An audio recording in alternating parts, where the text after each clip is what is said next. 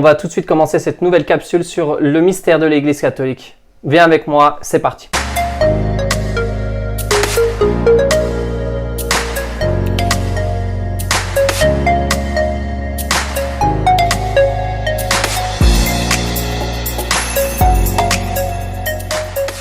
Pour pouvoir toi-même répondre aux personnes qui vont attaquer l'unité de l'Église et dire que être catholique, c'est être moins chrétien que les autres. C'est simple, il faut que tu partes de Marc en chapitre 6, verset 6, là où Jésus appelle les 12.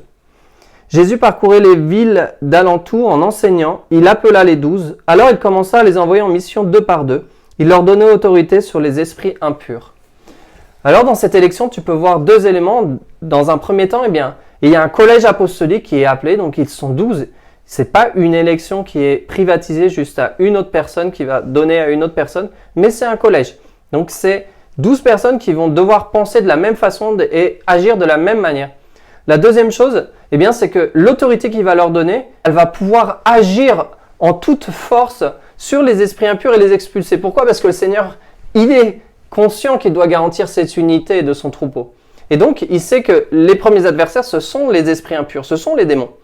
Il va devoir les expulser et donner cette autorité aux autres de les expulser pour pouvoir garantir sa mission jusqu'au Golgotha, jusqu'à Jérusalem. La deuxième parole que je vais te lire est en Matthieu au verset 18 du chapitre 16. « Et moi je te le déclare, tu es Pierre et sur cette pierre je bâtirai mon église et la puissance de la mort ne l'emportera pas sur elle. » Moi je voudrais vraiment aujourd'hui mon frère, ma soeur, que tu accueilles cette parole de l'évangile sur toi, que tu accueilles cette parole de tu es Pierre et sur cette pierre je bâtirai mon église. En fait quand le Seigneur donne cette indication de l'Église au singulier, il nous indique qu'être catholique, c'est la vérité. C'est la vérité parce qu'il n'y a qu'une seule Église qui a été fondée par le Christ. Et il n'y en aura jamais qu'une seule. C'est pourquoi toi-même, quand tu as reçu ton élection par le baptême à être un membre de l'Église catholique, en fait, c'était une révélation de la part de Dieu. Tu ne l'as pas vécu peut-être au premier plan, mais c'est une révélation aujourd'hui que je viens de te donner. La révélation est de dire que tu fais partie de l'ensemble des chrétiens qui ont accès à la grâce, c'est-à-dire à ce mouvement qui est donné par le Christ dans l'Église.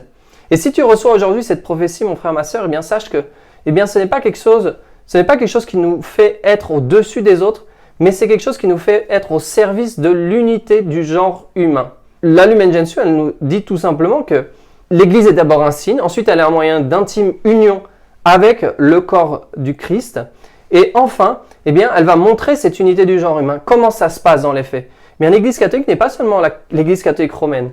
Elle a ses différentes traditions, ses différentes cultures.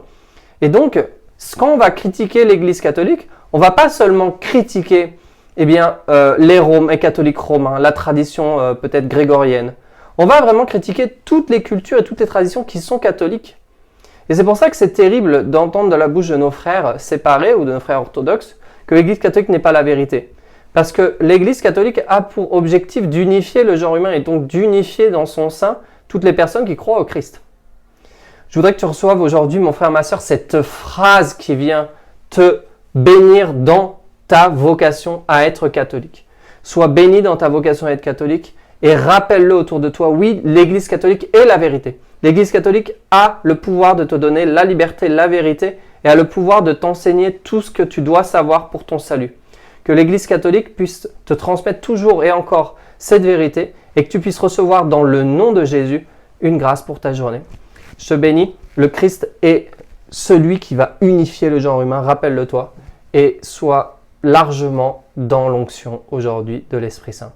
Ave Maria, pace bene.